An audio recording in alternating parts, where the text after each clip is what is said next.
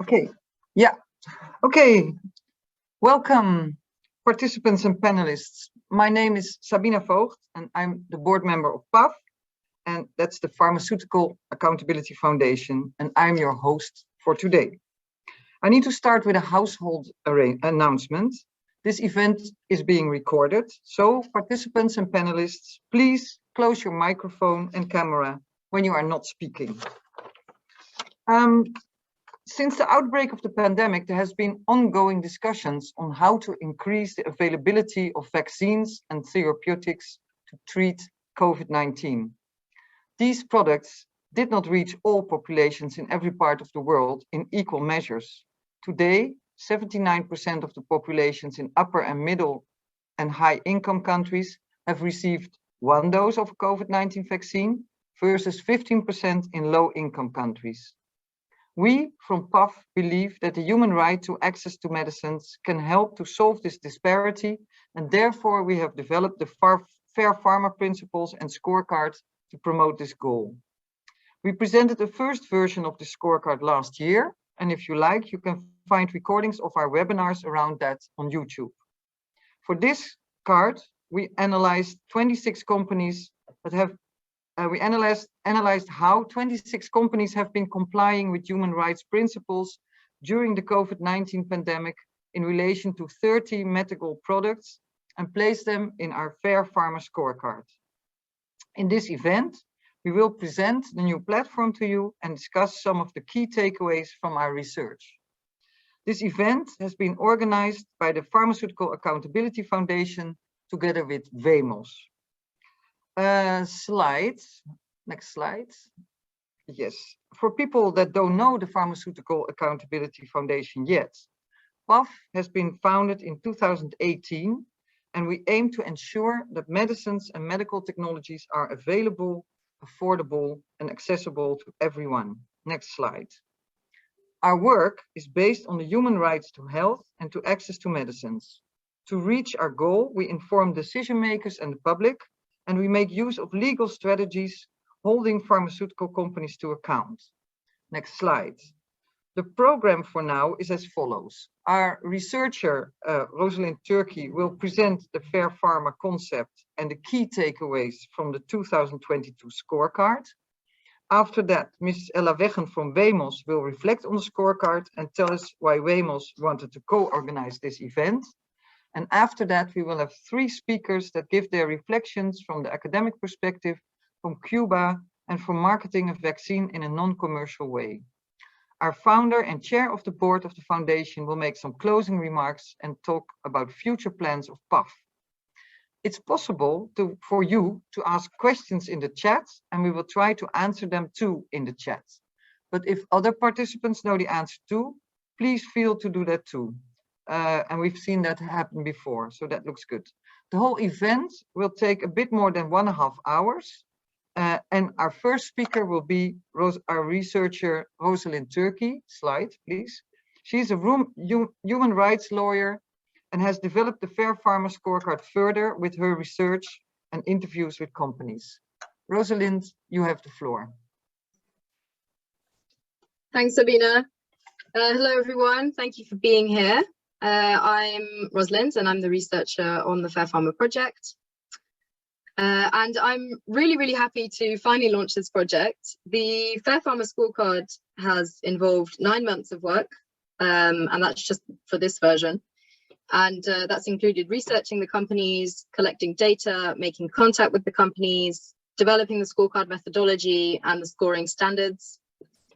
And some of you may have attended some of our previous webinars on the previous version of the scorecard. And this is building on this Good COVID Company Practices, or GCCP, project that we developed last year. So this scorecard now scores 26 companies on 30 COVID-19 products according to 19 human rights-based criteria. Slide, please. Another slide, please. Yeah, thank you. Okay, just very briefly, just to start from the beginning, I'm going to give you a quick explanation of the concept and the legal basis, even though some of you may know it already. So the Fair Pharma criteria are based on internationally recognized human rights principles. And I'm sure many of you are familiar with them already. That includes the right to health and the United Nations Guiding Principles on Business and Human Rights.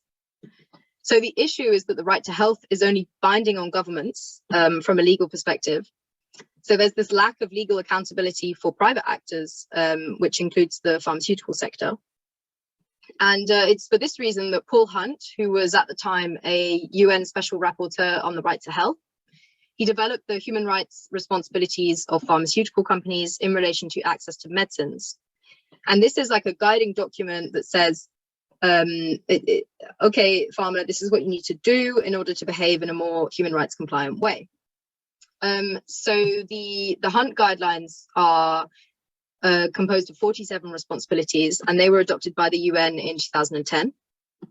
And basically what we did is we extracted those responsibilities that were most relevant for the COVID-19 context and also the most up to date, because the Hunt responsibilities are now over 10 years old. And we came up with these 19 Fair Pharma criteria, and they're divided into 4 categories. So commitments and accountability, international cooperation, equality, non-discrimination, and equity. That's all one category. And transparency. Next slide, please.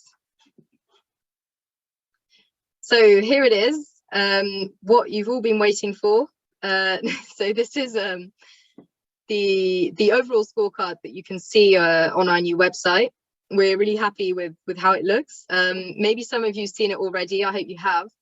If not, please do go and look it up after this webinar. It launched on Tuesday, and you can see it at fairpharmascorecard.org. So it's a much easier URL than our previous URL, which was a mixture of English and Dutch. This is very simple. So yeah, please do go and have a look, although I'm going to talk about it a bit now. So how did we come up with this ranking? Basically, I did the research on the companies and made an analysis which was based on publicly available information. And that included crowdsourcing information from specific listservs. And we're also part of a big network of organizations that are working on access to COVID-19 products. And so I really used that network and the sharing of information that was happening there. That was really, really useful. I think some of you may be in the audience, so yeah, thanks for being here. Thanks for the information.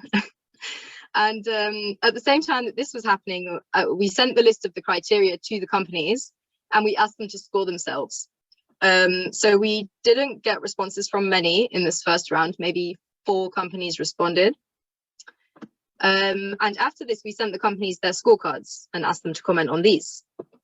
And in the second round, we got more responses. About 8 companies responded. We either had a telephone call with them or we corresponded by email. So after this, we reassessed the scoring, and then we went through a round of peer review, and then we assigned a numerical value to the red, yellow, and green scores. And we made an average score, which is the percentages that you can see here. So that's just a little bit about the methodology. And next slide, please. Right, so the key takeaways, which I think is what most of you want to hear about. The first thing I would say is that no one scores 100%. So none of the companies comply perfectly with all of the criteria. And that's not that surprising. Some of the companies did score highly. The highest score is 74%, and that's Texas Children's Hospital. And that's partly due to an open licensing approach and the low cost of the vaccine. And the lowest score is 22%, and that's from the Vector State Research Center in Russia. So what is noteworthy isn't the fact that nobody scores 100%, it's the fact that most scores are red. So if you go back to the previous slide, you can see that 19 out of 26 companies rank poorly, and this scorecard is made up of a majority of red scores. So the conclusion that we came to is that there are companies that are performing well, but there are too few companies that are performing well to restore the power balance in favor of human rights. And at the moment, this power balance is in favor of the profit and business models.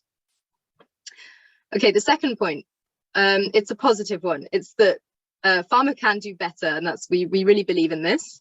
So some of the top scores are obtained by Texas Children's Hospital with 74% and the Finlay Institute with 67%. We have representatives of both of those companies in the panel today. And we had some commentators say, well, both of these companies are non-profit.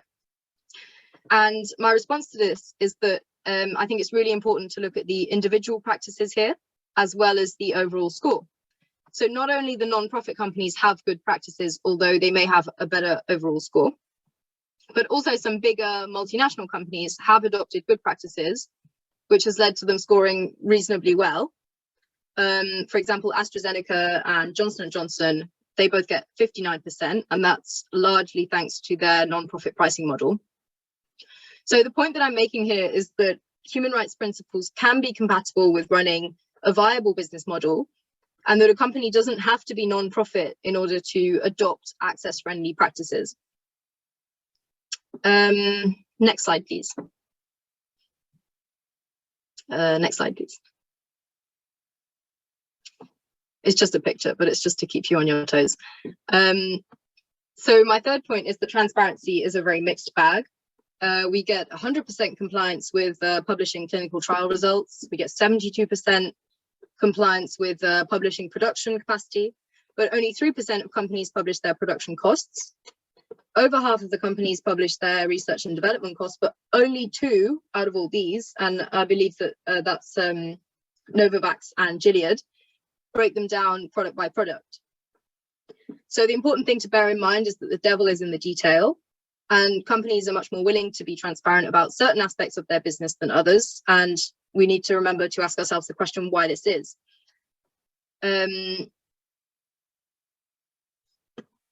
Next slide.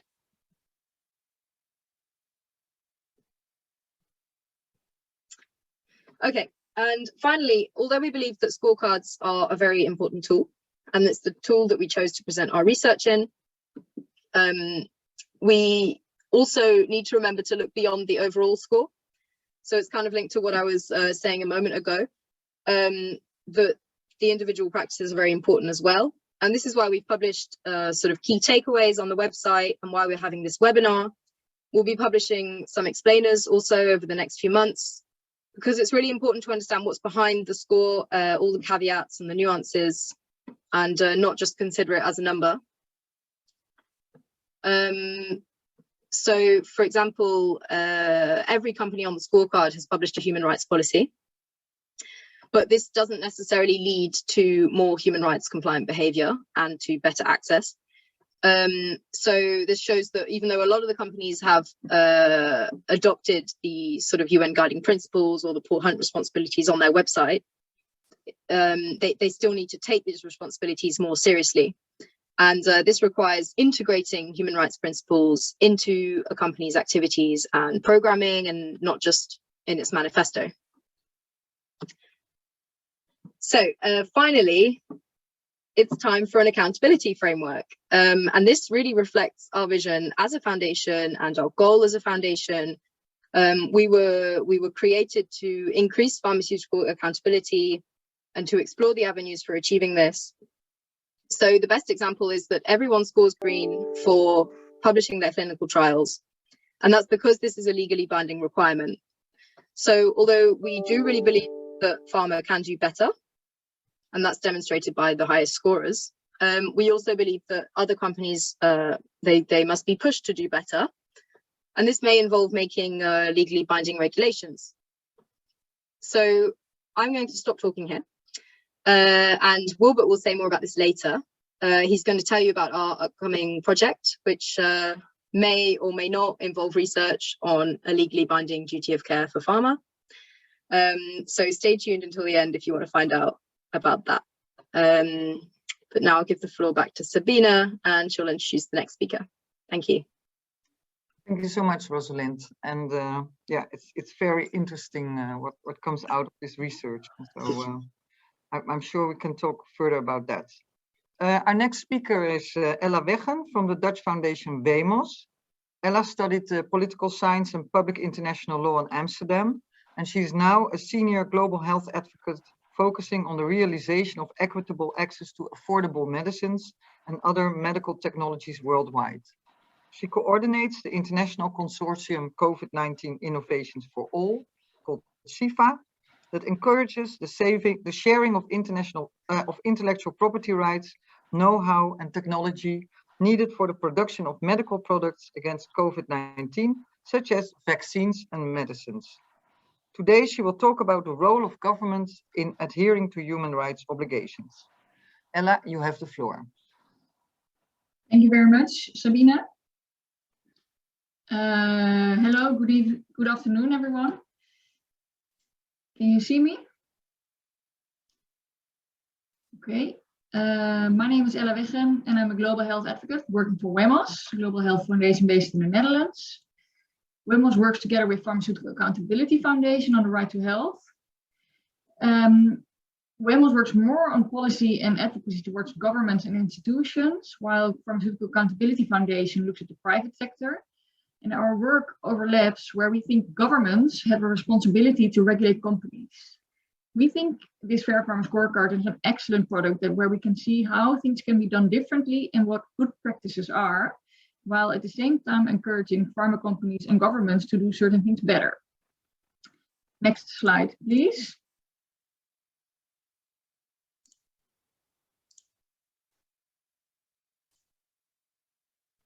Thank you.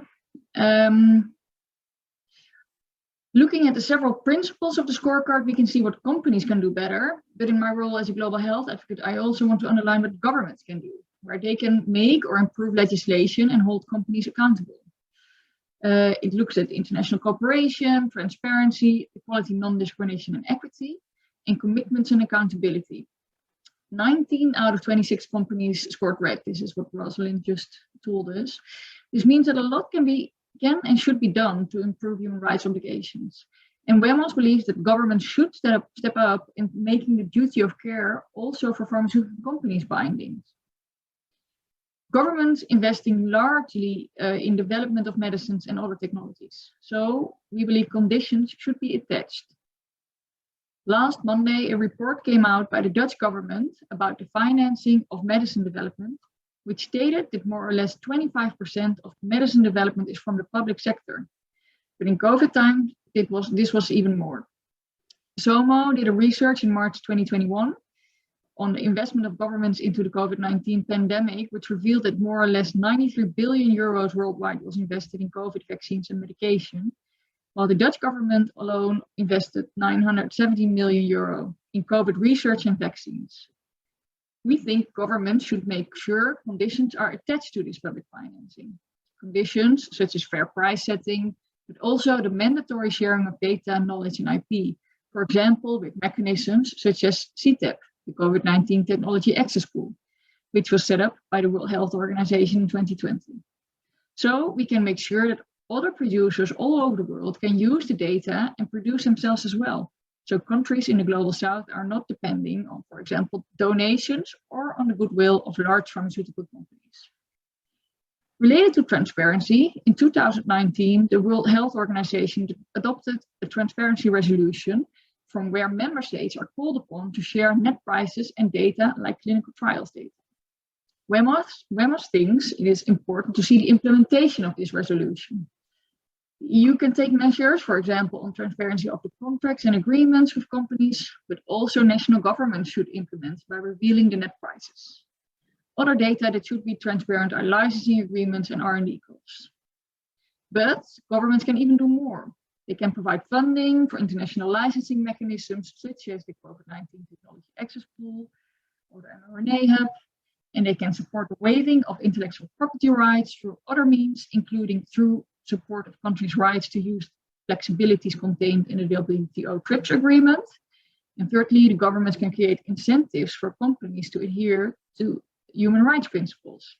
Observance of responsible pharmaceutical behavior could be included as a requirement in procurement contracts, for example. Next slide, please.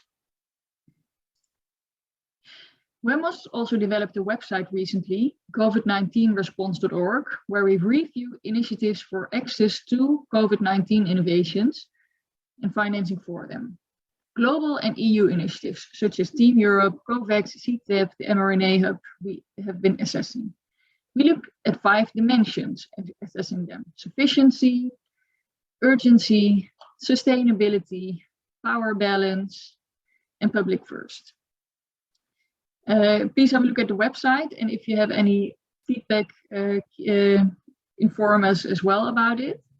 But with these initiatives, there are enormous amounts of public funding happening, and human rights obligations should be part of it. Therefore, the criteria the Fair Pharma Scorecard looks at are of utmost importance to assess the success of certain initiatives, and we will use this in the future when we are talking to governments and pharmaceutical companies. Next slide, please. Well, with that, I would like to round up. I would love to say thank you very much for developing this wonderful product, Pharmaceutical Accountability Foundation. And I'm really looking forward to hearing more today and from other panel members and from the organization. Yes, thank you so much, Ella. And thank you for your kind words. It's always good that people appreciate the work that we do. Okay, the next speaker will be Maria Elena Bottazzi from the Texas Children's Hospital, the #1 on our Fair Pharma Scorecard. She's an internationally recognized tropical and emerging disease vaccinologist, global health advocate, and co-creator of a patent-free, open science COVID-19 vaccine technology that led to the development of Corbevax, a COVID-19 vaccine for the world. She pioneers and leads innovative partnerships for the advancement of a robust vaccine development portfolio, tackling diseases that can affect disproportionately the world's poorest populations.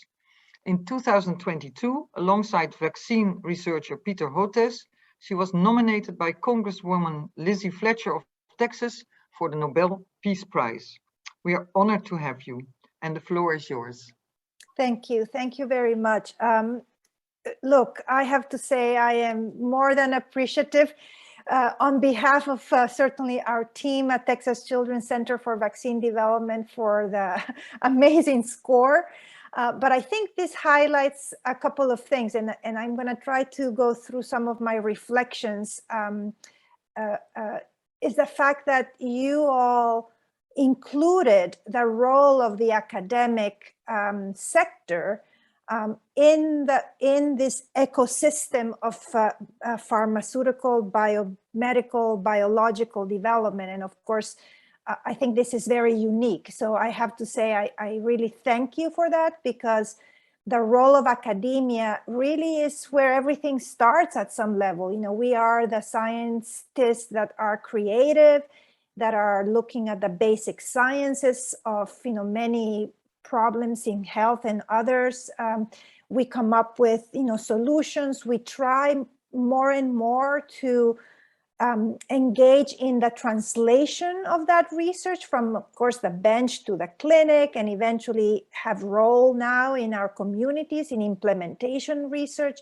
More and more academia is the global framework where we also build capacity and know-how, and certainly build the next generation of not only our scientists, but our political leaders, and eventually our communities. So, you know, that's, you know, certainly something that I'm very, very thankful to PAF and certainly Wemos to include us in this exercise. I have to also tell you a little bit about maybe who we are and why, in fact, we scored so well. So first of all, we are indeed a vaccine center that have been in operation for more than 2 decades. We have always been embedded within an academic framework. You know, we even started very early on in the Washington, D.C. area, affiliated with the George Washington University and an institution called the Sabin Vaccine Institute. And 10 years ago, almost 11 years ago, we relocated to the Texas Medical Center.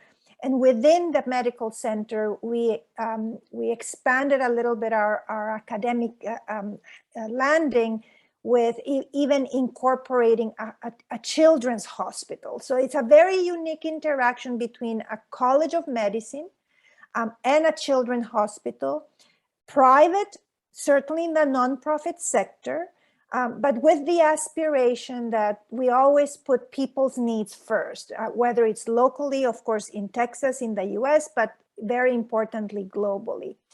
And the other thing that I want to make sure that it's clear is that in these 20 years, our major mission has been certainly to tackle the so-called diseases of poverty, neglected tropical diseases.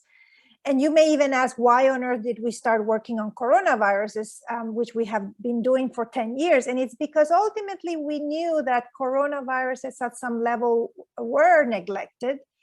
There was a point where even before COVID-19, there was a loss of interest in coronavirus research. There's many other competitive,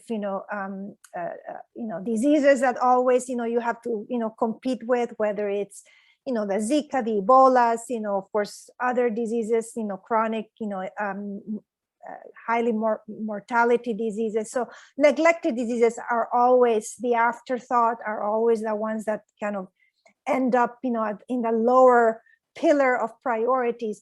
And that's the reason why centers like ours have always known that for us to be able to find funding, to advance the research, to see equality and equity, we need to do this not only by doing open science, but by forging very strong, robust, transparent collaborations. But more importantly, that being in the United States, you are not positioned to solve everybody's problems, that you need to empower and you need to include partners that are clearly from the low middle income country settings where many of these diseases occur. And most importantly, include also the voices of the people who eventually will need to use these interventions. So I think that's how we created our model, which is based on open science, the removal of barriers, the decolonization of how we do our vaccine work by incorporating, of course, transparent collaborations.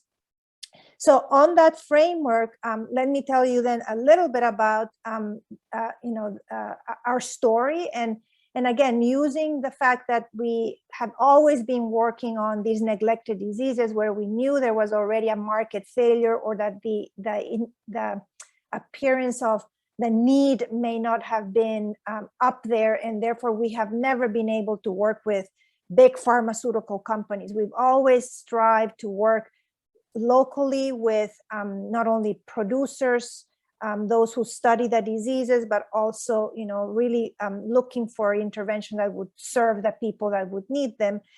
That led us to, in 2011, to start working on coronavirus research. And, we decided that for us to work on coronavirus research, we still needed to stay true to our philosophy, which is, if there were to be another outbreak in the future, which unfortunately it did happen, we needed to ensure that we would be solid in our science. And that's why we published everything, the good science, the good results, as well as the ones that, didn't work out, because we all learn from even, what works and what doesn't work. We strive to ensure that we remain close to technologies that we knew are considered at some level conventional, that we knew there were many producers, even in the middle income countries and some low middle income countries, that they already knew how to make. And that's how we ended up working on recombinant protein technologies, or subunit vaccines, with a lot of evidence, not only of scalability, affordability, producibility, low costs, and that even people would be more amenable of accepting because they have been used before. We've already seen, for example, a hepatitis B vaccine being used around the world, and that the manufacturers didn't have to possibly invest into a lot of time and effort and even building new capacity because they already have it ready.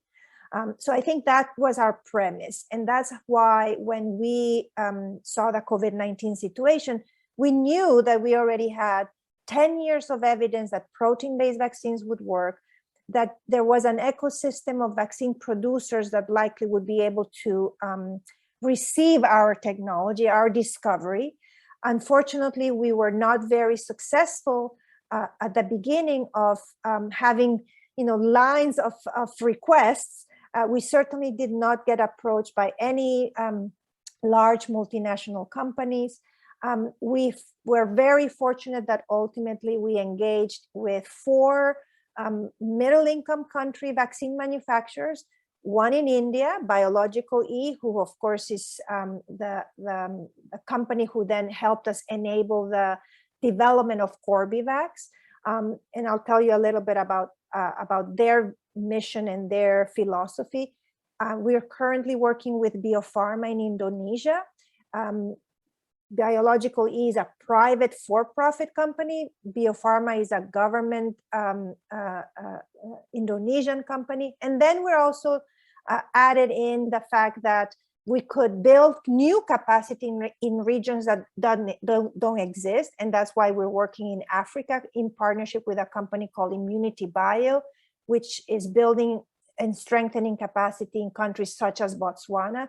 And then smaller countries that maybe they're not, very much visible to the world, like Bangladesh, because they already did have suitable vaccine manufacturing capacity. So if you can see, then we have a way of sharing our know-how.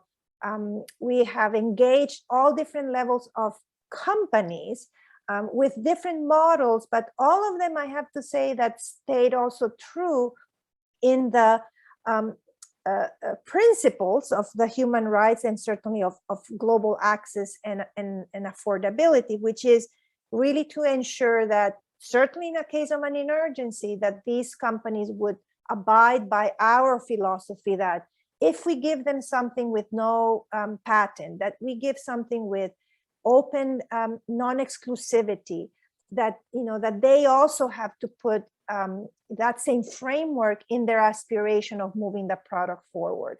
And it ultimately ended up that our vaccine technology is probably one of the cheapest, not necessarily because we made it on purpose. It's because that conventional platform already knew that was going to have very modest investments in the production and in the scalability, in the storage, in the stability, because we already knew that recombinant protein technologies such as hepatitis B can be made in large quantities and for very affordable costs.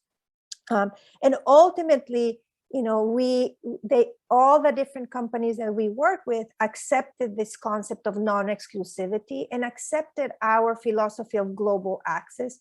And whether they were for-profit and private, or whether they were,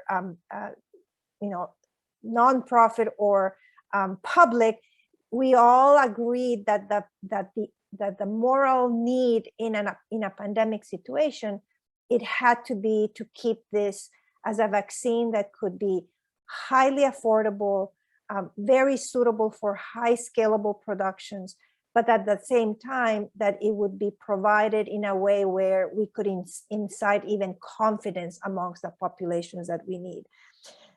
I have to also make a note that, my reflection looking at your scorecard is, there, and I see some comments in the chat, is not all the products as well as the companies you evaluate are necessarily equal, right? Vaccine development and the vaccine ecosystem is very complex.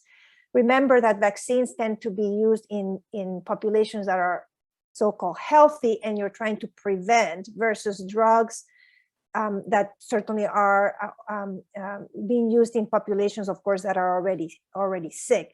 So there's a lot of differences in the fact that vaccines, to me, in my mind, are definitely to be public goods, and that's the distinction, and that's why I think the FAIR scorecard really should highlight that that we have to aspire that vaccines have to be accessible to all, and therefore we all have to do better in how we can not only incentivize know-how, adoption of new technologies, but ultimately they have to be provided to countries, because ultimately vaccines are mostly subsidized by countries, whether it's in a no business as usual time, or whether it's, of course, being done, as a, vaccine pediatric vaccine program. So I think that, for me, it's just a pleasure to be able to give you these reflections. I think ultimately, what we've learned is that we can do better. We need to do better collaborations. We need to decolonize the collaboration. And I agreed fully when you say that you have to equalize the role of and the voices. And ultimately, the three areas that we need to do more work is, I think we scientists, it's in our nature to be collaborative. It's in our nature to even say we can share our know-how. But I think we are hampered a little bit by the non-flexible policies, sometimes the framework for financial frameworks of how to obtain funding and support the advancement of these products. And one area that I know it's very hard is the harmonization of the regulatory framework, because it gives the perception still that unless you work in these high-income countries with these very stringent regulatory agencies, that only those products have confidence. And I think we need to empower not only the local academia, the local producers, but within the local framework of their policies and their regulatory framework, and more importantly, put it in context of the cultural needs of different regions around the world. And that's the only way that we could then strive for more transparency and more, not only equality, non-discrimination and equity. So Sabina, I'm not sure if I'm up to my time, but I will send it back to you. Maria Elena, thank you so much. You're sort of up to your time, unless there's something you still want to say, then you still have a possibility. But I think your message is actually quite clear. We all have to do better, and we can do better. So I think that's clear. Would you like to add something to that, or you're okay? No, I think that I would rather than hear some of the reflections from certainly the speakers. It's a privilege to also see Dr. Pérez, from Cuba. I was actually very recently with him, visiting, the wonderful country and in the manufacturing capacity they have. And certainly, very keen to hear Dr. Jonas, also his reflections, also from the academic perspective. Thank you. Okay, thank you so much. Okay, well, the next speaker is indeed Mr. Ricardo Pérez from the Finlay Institute in Cuba. That's number 3 on our list. We originally had the Director General, Dr. Vicente Verez Bencomo, as a speaker, but unfortunately he had to cancel his participation today. So his name is still there because Mr. Pérez is so kind to join us and to present what Dr. Bencomo had planned to share with us. Let me say a little thing about the Finlay Institute. In the period 2020-2021, during the COVID-19 pandemic, the Finlay Institute led the development of a series of vaccines, later called Soberanas. And Soberana 2 is based on previous development of a conjugate vaccine for children. And the safety record of this vaccine platform allowed a quick introduction in children in Cuba as early as September 2021. And that made Cuba the first country in the world that vaccinated against COVID-19 all the public pediatric population from 2 to 18 years. So, Mr. Pérez, you have the floor. Thank you, Dr. Sabina. I don't know if you could hear me well, it's okay? You have a bit of an echo. Maybe you can be closer to your microphone? Bajar un poquito. And now, how is that now? Better? No, it's not necessarily better. Can you put the microphone closer to your face? Puedes acercar un poquito, no, ¿verdad? Just a minute, let me go close to the micro. Arregla I'm so sorry. Yes, don't worry. Now it's better? Yeah, it's already Okay. better. Yes, thank you so much.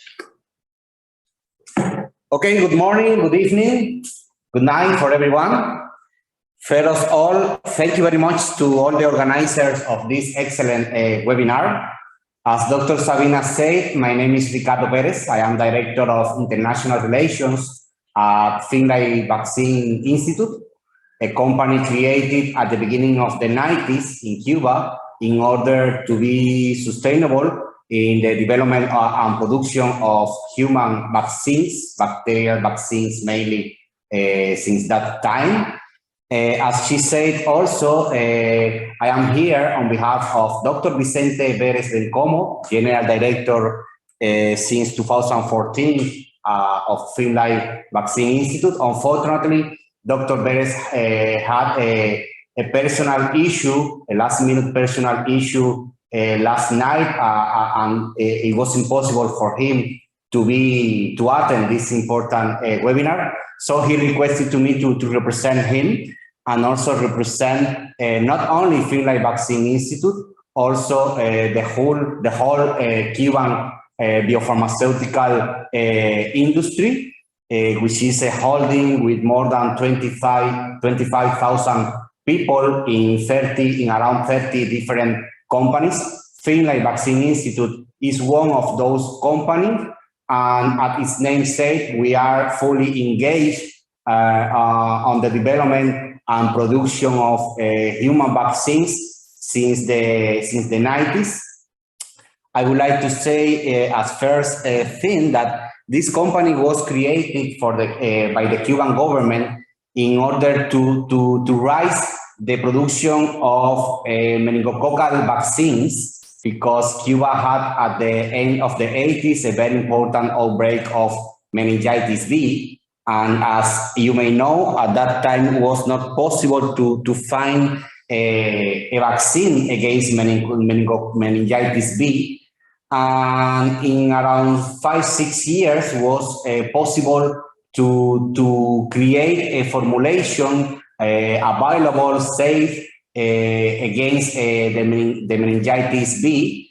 Was possible to conduct a clinical trial here in Cuba in more than 15,000 people. We received the approval from the Cuban regulatory authority to include this vaccine in the national immunization program. The name of this vaccine in current times is Bamengoc-BC. And that was the first vaccine that was fully created in Cuba in order to fight against different diseases, in that case, the meningitis B. And it was important at that time to create a company to produce in high scale this vaccine and others, because during the 90s was very important to create the production capacities for producing not only this vaccine, also other vaccines that when times go on was possible to transfer or to create in Cuba and in Finlay Vaccine Institute. For example, other vaccines like typhoid vaccine, leptospirosis vaccine, DTP vaccine, and others that during the time were included in the portfolio of products, like, for example, pneumococcal vaccine, the Haemophilus influenzae type B vaccine, and all that occurred during the end of the 90s and the recent years. In 2020, when the pandemic began in the world, Finlay Vaccine Institute was a company with more than 11 products available and included in the national immunization program in a joint collaboration with other Cuban companies like our colleagues from the Center of Engineered Genetics of Biotechnology, the Center for Molecular Immunology. So this is something that I would like to remark. Even Finlay Institute is an autonomous company. We work very close two other Cuban companies that are also included in this holding that we call it BioCuba Pharma. Means that BioCuba Pharma is the big holding where we produce vaccines and diagnostic kits and other biopharmaceutical products for local market and also to distribute those vaccines and products in more than 40 countries in the world. And then once pandemic appeared, we considered that was very important to use these strengths, these capacities, these possibilities on research and development of vaccines in order to try to find a possible solution. And in a very close relationship with colleagues from different countries, from Italy, from France, from Iran, then we began a very important phase 3 clinical trial in humans with the formulations Soberana 02 and Soberana Plus, basically because we considered this since the beginning that was very important to create vaccines for children, because all the vaccines that I mentioned before were created and were developed in order to include those vaccines in the national immunization program, what we did, of course.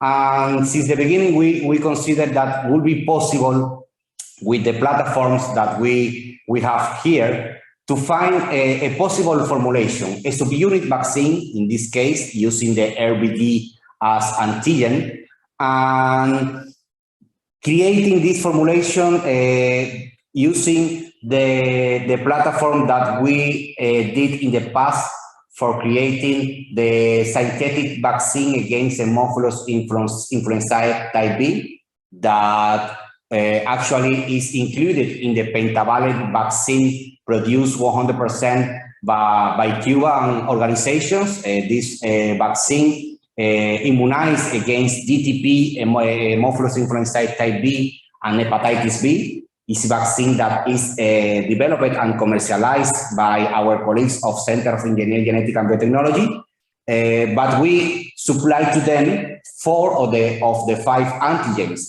in that case DTP and the synthetic antigen against Haemophilus influenzae. So we had an experience of more than 20 years producing vaccines under the conjugation platform. And then we began very quickly to find the possibility to create those vaccines against COVID-19. We conducted all the phase 1, phase 2 clinical trial with Soberana 02, the vaccine that we consider was more important for pediatric population.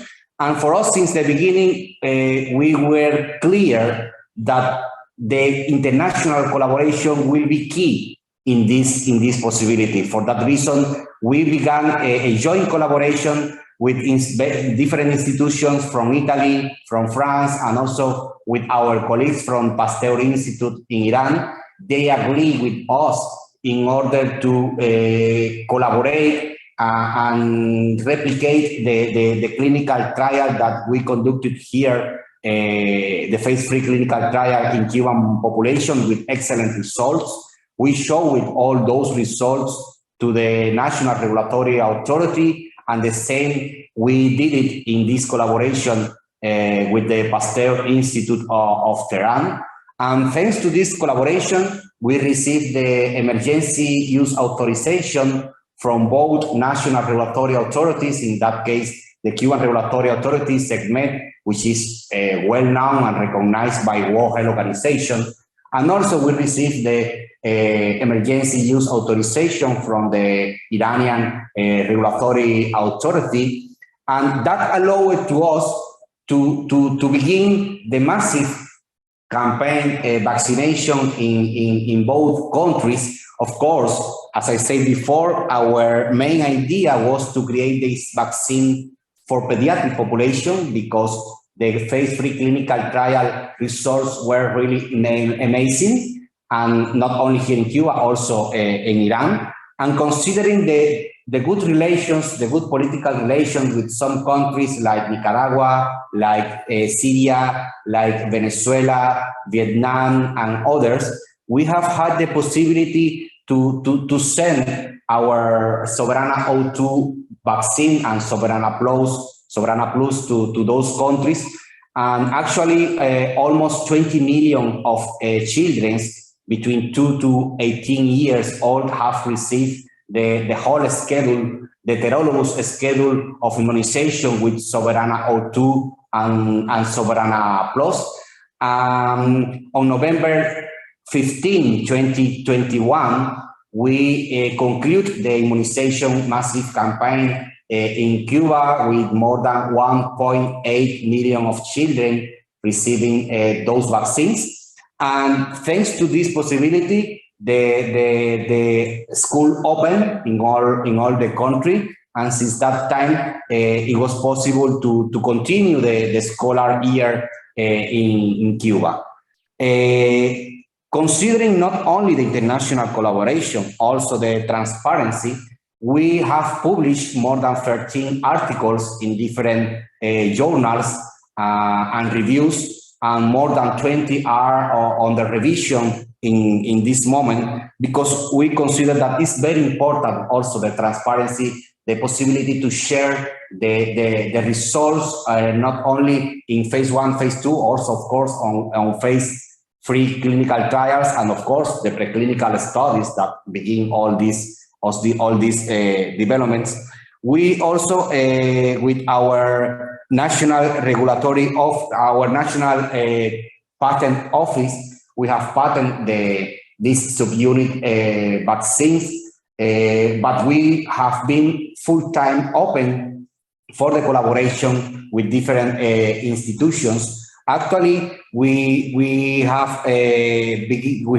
began the conversation with PAHO, with Pan American Health Organization, with the headquarters of World Health Organization, in order to supply to them all the dossier, all the clinical data that we have obtained during the last 10 months, with all the clinical data, not only in Cuba, also in Iran. We have transferred all the technology to Pasteur Institute in Iran, in order that this prestigious scientific institution could be possible for them to produce the vaccine. Actually, they are producing and distributing the vaccine with their name of Pass2Covat, and the results are really amazing. We have also in touch with other companies, because I would like to remark a slogan that the organizers have inserted in the website. They have said something that we are full committed with them. In a pandemic, no one is safe until everyone is safe. And one of the things that COVID-19 has shown to us that is usually this idea. COVID-19 has shown to us that it's very important, the collaboration, that we need to consider vaccines not as a business. Instead of that, vaccines today and in the future must be recognized as a public good. And considering that in a pandemic like this one, it's very important to create synergy, to create a alliance, to create a joint collaboration with different companies. As Dr. Bottazzi said, very recently she was here in Havana. Unfortunately, we didn't have the privilege to receive her at Finlay Vaccine Institute. I guess that she was at Center of Engineering, Genetic and Biotechnology. But we are fully committed with her. We consider that all the ideas that she has shared, we are 100% agree. It's very important in current times to knock the door of other institutions, companies, foundations that could share those thoughts, because who could say that in the future other pandemic could appear, and we must be ready for that. And one way to be ready for that is to try to create this synergy, to try to find a good collaboration with other countries and other institutions. For Finlay Vaccine Institute, we are very clear of that. Sadly, for us, is quite complex because you may know that Cuba, as a developing country, has many issues and problems considering the economic situation. Even that, the Cuban government recognized the biopharmaceutical development as something that is very important for the health of the people, and vaccines, of course, has a good position in this philosophy. And for that reason, it's very important to find a way, to find new ways to apply for international funds, because this is one of the most important issues. It's very important for us also to rise in the production capacities. Our capacities are, of course, very limited, and this is one of the problems that we have today. We don't have the production capacities that, for example, could have big companies in the world, but the capacities that we have are fully committed to a commitment to the production of vaccines for the Cuban population and for the population of different countries. We have sent some vaccines as a gift, as a donation to some countries in the world, like for example in Syria, like for example in the sub-Saharan country, and in other countries in the Pacific Sea. So we have this philosophy of solidarity and to try to share what we have. And this is something that we are strongly convinced that is very important to promote the collaboration, to promote the solidarity, to promote the production capacities that we have in order to consider vaccines as a public good and not as a big business, as in the last years have been considered.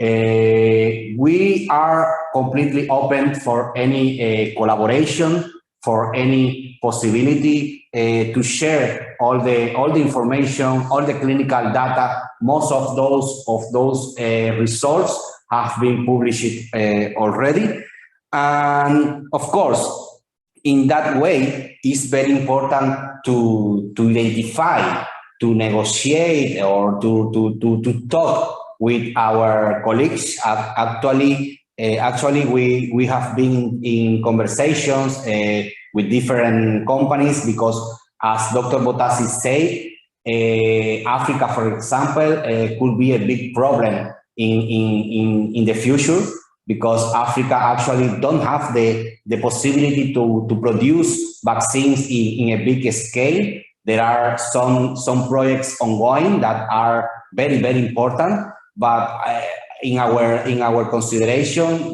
those projects are not enough. We need to continue and to proceed in order to find new ways, to find new projects of collaboration. And what I could say to you, what I could share with you, is that the 800 people that are working at Finlay Vaccine Institute and the 20,000 people in the holding, in the Pharma holding, are fully committed to do that and to create new synergies and new projects of collaboration, even the complex current situation in the world in terms of the economy, in terms of peace, etc. But if we don't do that now, the future could be very complex for the developing countries mainly. Vaccines are a key good in order to create new possibilities for the health of the people worldwide. Instead of that, the new pandemic could be appear in any part of the world. So we must be ready for any possibility. The climate change is another issue that actually could be one of the roots of new variants or new virus in the world. So we must be ready, and collaboration, transparency, equity, all that must be included in the possible collaborations that, as I said many times, we are open to do in any framework. I would like to remark again our acknowledgement, our consideration, our thanks to the organizers and to Dr. Bottazzi, who we admire a lot since many years ago, and Dr. Peter Hotes also. We hope that they could visit us, and we extend our hands in order to find a possible collaboration with them and with other institutions and foundations that could share our thoughts. Basically, that was the idea, that was our thoughts and the ideas that I would like to share. And thanking again to all the organizers of this amazing project with excellent results. Thank you very much. Dr. Sabine, you have the word. Thank you. Thank you so much for your wonderful speech. And I think it's good to repeat, vaccines should be considered to be a public good and not a commercial product. Thank you so much for what you said. My pleasure. Yes. Well, dear participants, you might wonder why are only the number 1 and number 3 speaking from this Fair Pharma Scorecard? Where are these big companies? Where are Pfizer and AstraZeneca and Eli Lilly and Moderna? Of course, we invited them to speak, but unfortunately, they have declined the invitation. So we have asked them, but they didn't want to come. Okay, and next speaker will be Paul Jonas from Leiden University. He has been educated as a general practitioner, but also as an econometrist. He has worked as a general practitioner for many years, and he still teaches general practice at University of Leiden as assistant professor. He's responsible for connections with Cuban health institutes for all Dutch universities and is active in support and fundraising for a COVID-19 nose spray called NanoVac in cooperation with a scientific institute specialized in nanotechnology in Cuba. He will give us perspective on the scorecard and talk about difficulties to receive funding for vaccines that have been developed in a non-commercial way, so low cost and patent-free. And yes, Paul, you have the floor.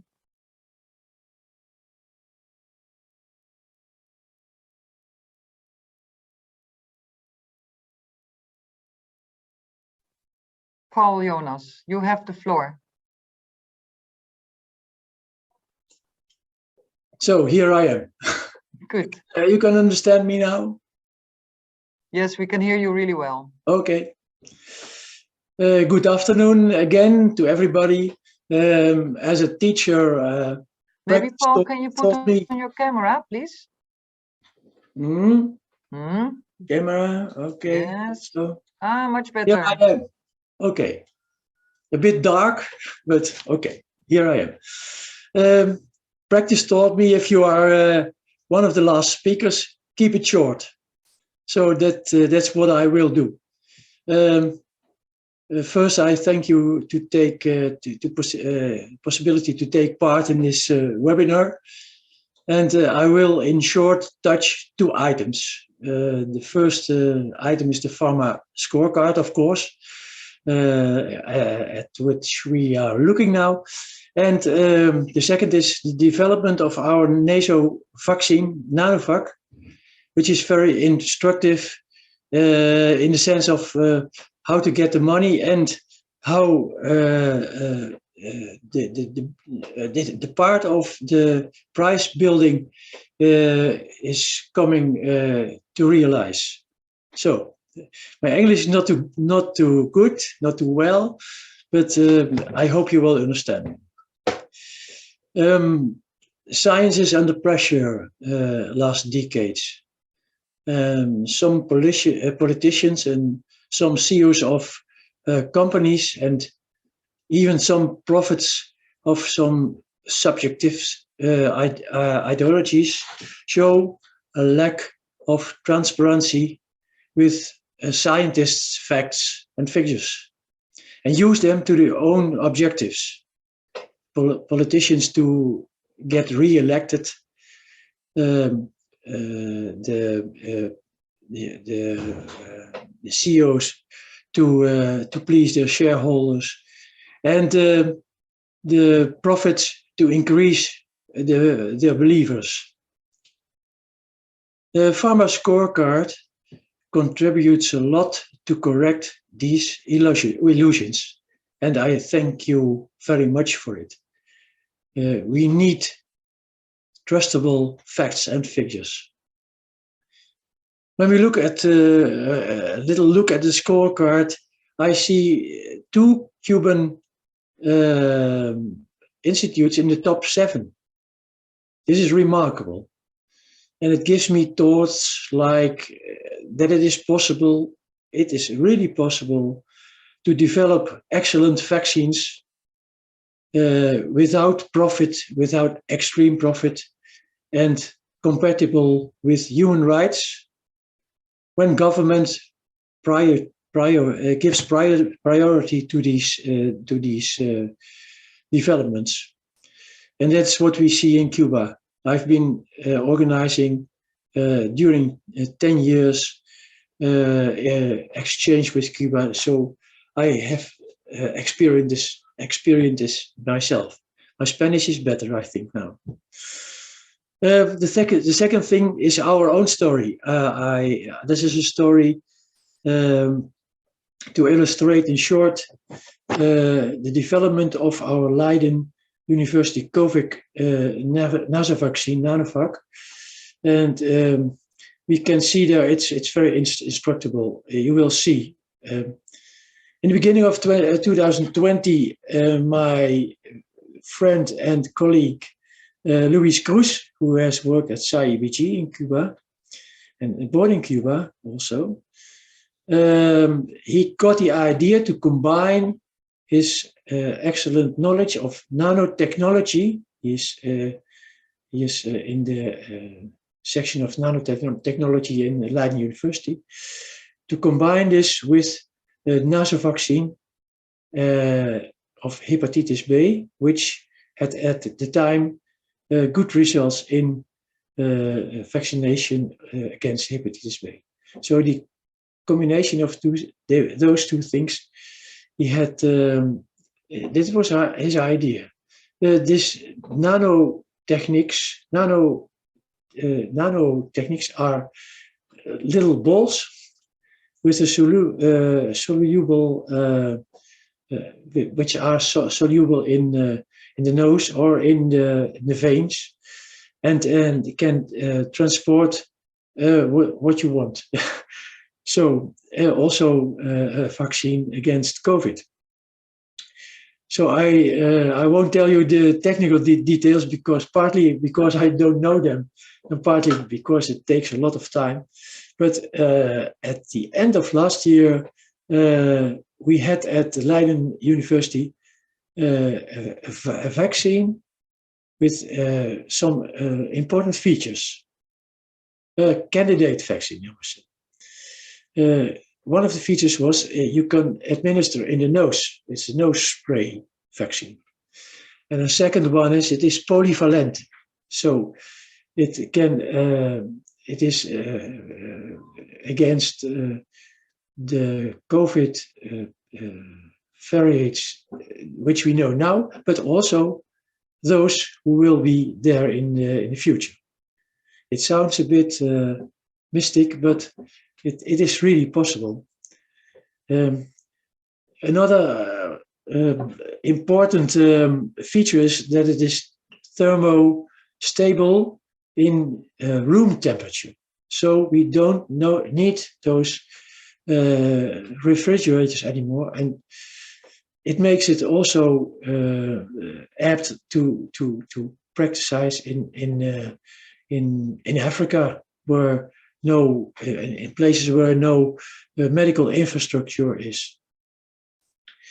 The this vaccine, another feature is that this vaccine has a short and long-term gives a short and long-term immune response. The short term is in the nose, the IgA will be elicited, and the long term is the memory of the T cells in the blood.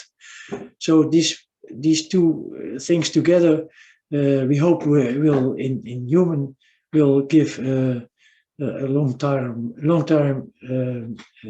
immunization.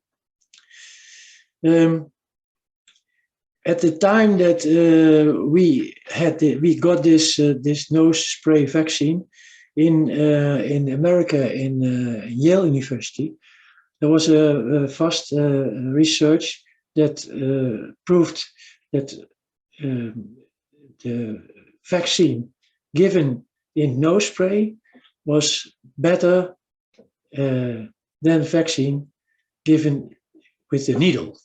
So this nose spray vaccine could be a game changer in vaccination strategy as such.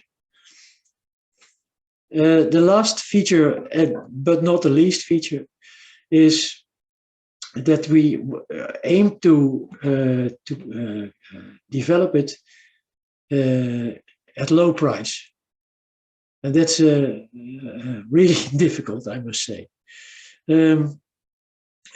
It can be used in developing countries in low price, and all those other things I told about the polyvalency, thermostability, and the nose spray thing are also positive to distribute it in places on the earth where no medical infrastructure is, but yes, where the virus is. When the animal tests results were very good end of last year, we decided to go on to phase 1 and 2A, but then the finance. As yet, Leiden University paid laboratory, animals, etc., personal. But now we had to look for external finance. This was possible, but we had to compete with other scientists for a government grant. That's how it works here in Holland. You don't get it, you have to compete. And we won because it was a COVID vaccine. And with this money, we could start at phase 1 and 2A, which we are doing now. A bigger thing was for phase 2B and 3, we needed 10 to 15 millions of not of dollars but of euros, and this is another piece of cake, I must say.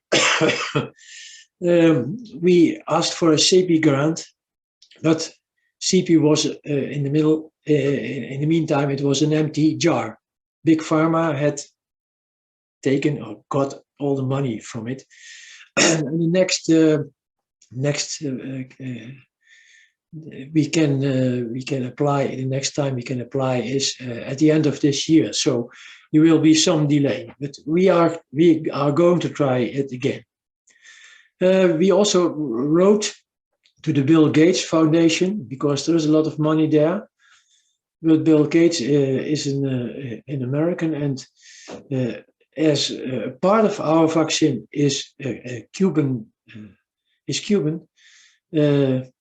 I think Bill Gates won't pay for it because there is a ban of the United States government on Cuban economy. This is already since 60 years, and but times can change, so we never know. I sent him a letter, and we hope at a positive answer. We thought about crowdfunding, but the problem of crowdfunding is that you are personally, when things go wrong, you have to pay personally back, and that's not, I look to my wife, hello, that's not what we want, and we cannot. So crowdfunding across, true. We went to WHO and to Médecins Sans Frontières. I still expect an answer from them, a positive answer, but I don't think it will come. It has been a long time ago that we asked this, and we got no answer. I don't know why. At last, we had perhaps a creative idea to go to a big drugstore in Holland, but it is international. It's called Kruidvat, and in England it is known as A.S. Watson. It's a part of a big international firm, Hutchinson. And I phoned the director and said, I have some interesting thing for you. When you can get on the market with our vaccine to a very low price, you can break into the big pharma market and compete them all out. And he was interested. He came to Leiden, and when he went, he was even more interested and enthusiastic. So we thought, oh, this is interesting also because this drugstore makes the nose spray flacons. So he had some interest in it to sell a lot of flacons over the whole world. But I think after he has talked with Hutchinson, the big farm, which is founded in, I think, in China, we didn't hear either of him. Oh, So, you have 1 more minute. Yes, this seems quite disappointing, but we will go on. We will go on with Fair Pharma to connect people and to get a good connections with non-commercial colleagues, and I stay positive. Perhaps Vicente or Maria has a solution.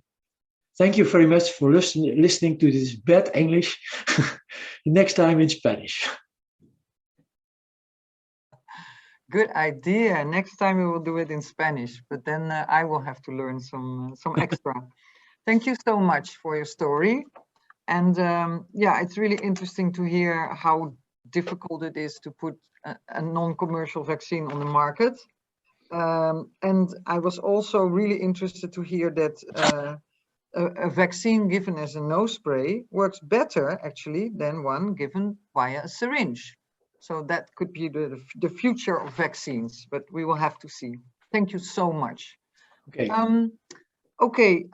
Some questions have come in via the chat that we would like which I would like to repeat and pose to some of our panelists.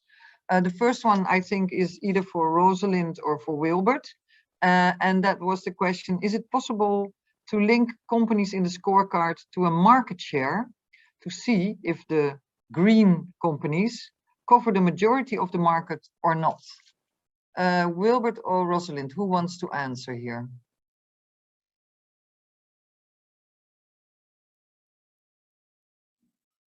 Rosalind did the research, but I think she will agree that if we actually did the green ones that are, some of them are not yet on the market, and the Cuban and the Texas Children's Hospital vaccine is only marketed in one country.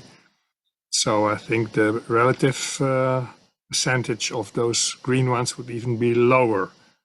So the unfortunate statement is that if you actually link it to the number of vaccines made, we can do that exercise, but that will show that it actually gives a worse picture than at the moment. Can I maybe add a comment to Wilbert? And I think it's maybe even on behalf of both, the Cubans and ourselves.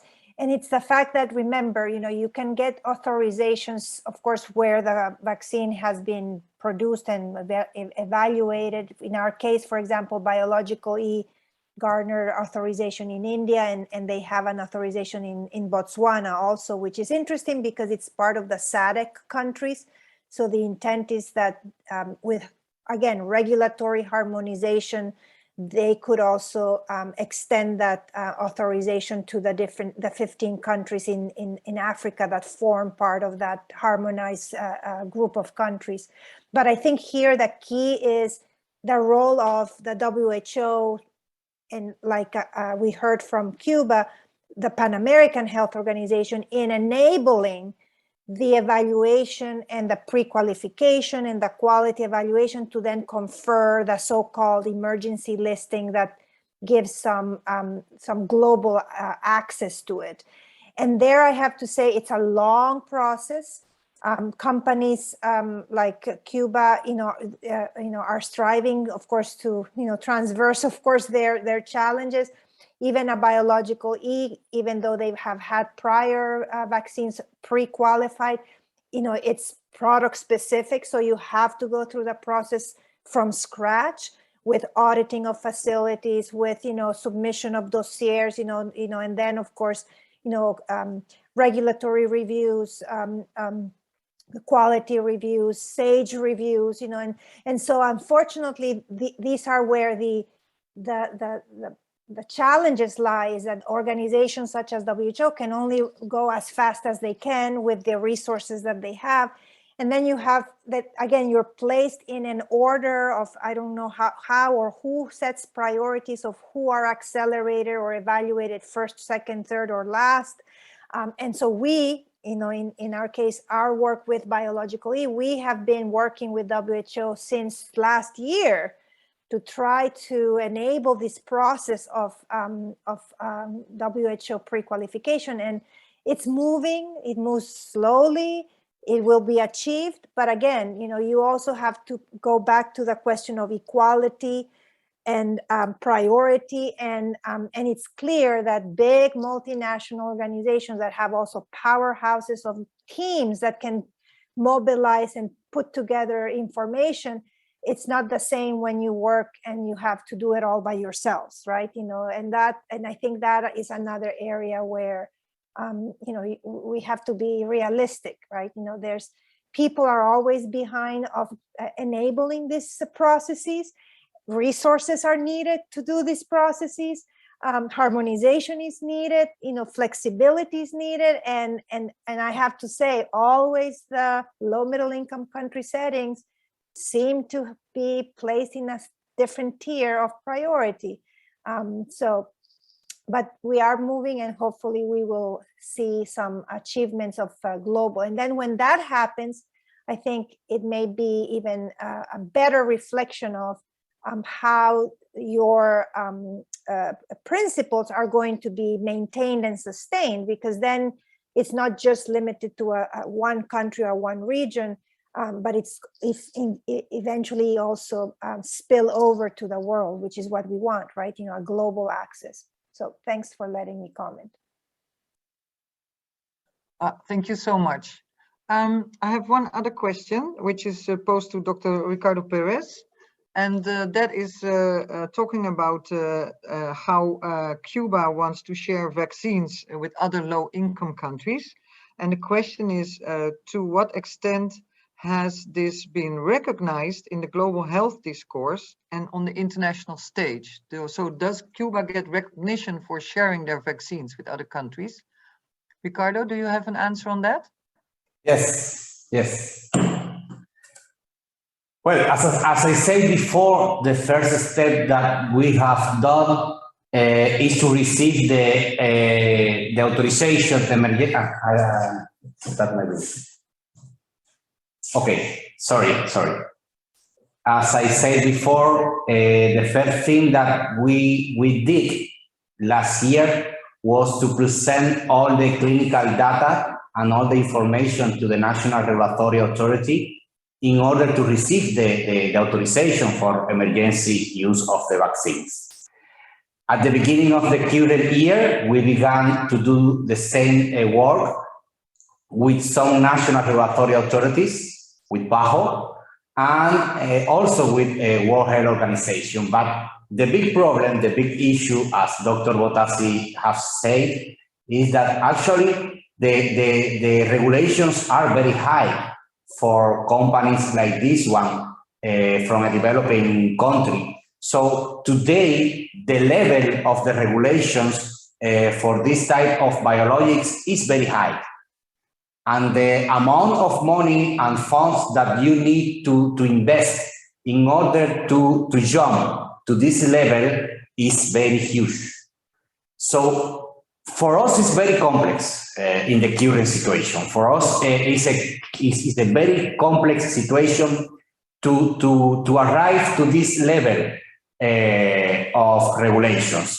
We have a very good relationship with, for example, with other companies, for example, from India, like Serum Institute, Bharat Biotech, Biological E in the past, as Dr. Bottazzi said, and the experience that those colleagues have transferred to us is a very complex mechanism, is a very complex situation, even for them. And for us, as you may consider and as you may imagine, it's worse. It's worse because for us, it's impossible for other situations, for political situations and political embargoes, etc., that are not connected with science and with health, are connected with policies, okay? In the current world that we are living, it's impossible, at least in our thought, it's not possible to mix politics, policies with science and with health. If you consider that the embargoes and the regulations could be in the same table in this current situation for companies like Finlay Institute, it would be very complex to arrive to this level of regulations in the world, because the quality conditions that we have here that are not bad, are very good quality conditions, but are not at the same level that are mandatory for the World Health Organization. So what we are trying to do is to share with the regulators, with PAHO, with the World Health Organization, and with the national regulatory authorities, what we could do, which are the quality conditions that we have here, and to present to them the results under those conditions.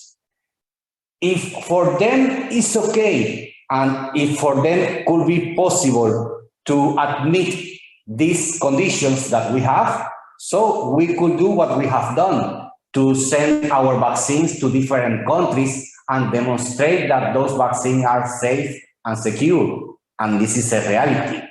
If not, the other possibility is to invest a huge quantity of money in order to raise the quality condition, the production facilities, and in order to find the best way, the most quickly way to that could allow to us to receive the recognition from World Health Organization, because the pre-qualification procedure, the pre-qualification mechanism is very complex. It's a very complex mechanism, as I said before, that we are ready to do it, but you need to consider that the conditions that we have are not the same conditions and are not the same capacities that, for example, our colleagues from Pfizer, from Glaxo, and for other big companies have.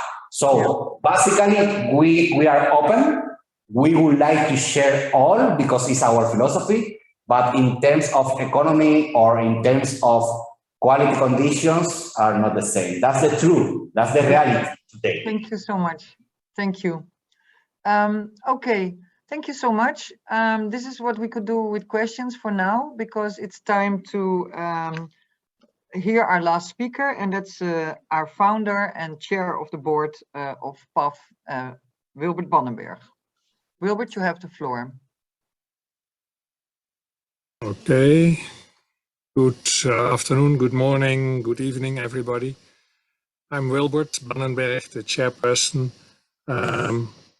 I would like to start with thanking all the panel members for their helpful comments and contributions. I'm really impressed what has been delivered from Cuba and from the Texas hospital.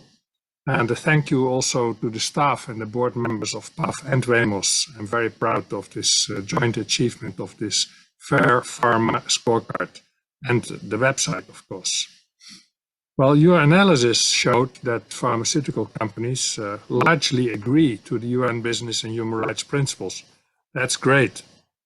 But then pharma companies also have responsibilities. Those were the 47 guidelines by Paul Hunt. They should not be forgotten. And unfortunately, WHO took it off their website. But we haven't forgotten about them.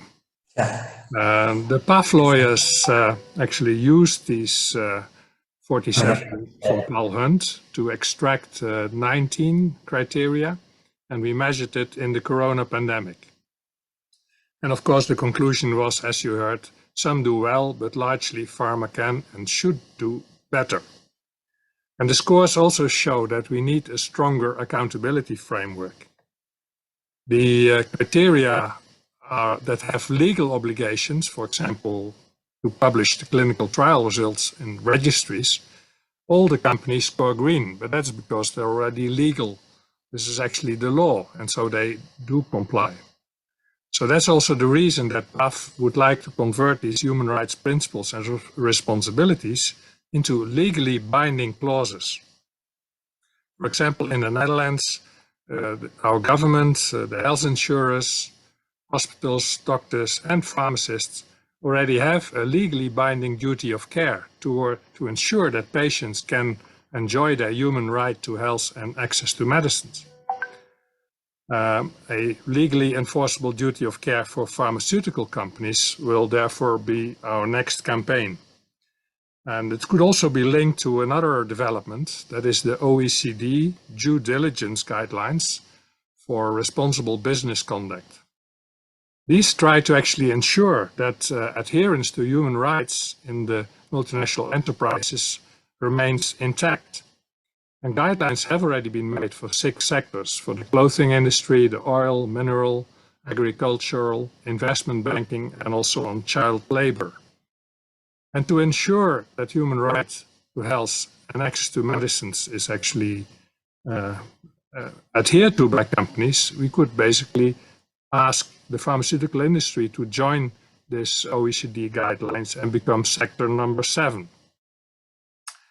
It is actually already law in some countries, in France and Germany, and in the Netherlands Parliament there is already a draft proposal, maatschappelijk verantwoord ondernemen, for those who read Dutch. If we just added the human right to health and essential medicine, then we could add, when that was added to that bill, then also this legislation could actually work on pharmaceutical companies. So that's what we are going to try and do. Now, what to do with the Fair Pharma Scorecard? Now, this was the COVID-19 edition. And I'm going to say to Huma, who is watching us from Pakistan, hi, how are you? The same methodology can, of course, also be used for all other essential medicines. And I think this makes more sense for the still patented and just expensive medicines that WHO added to its list for cancer, hepatitis, HIV, AIDS, diabetes, cardiovascular, and hopefully also for new vaccines that are becoming so needed in this pandemic.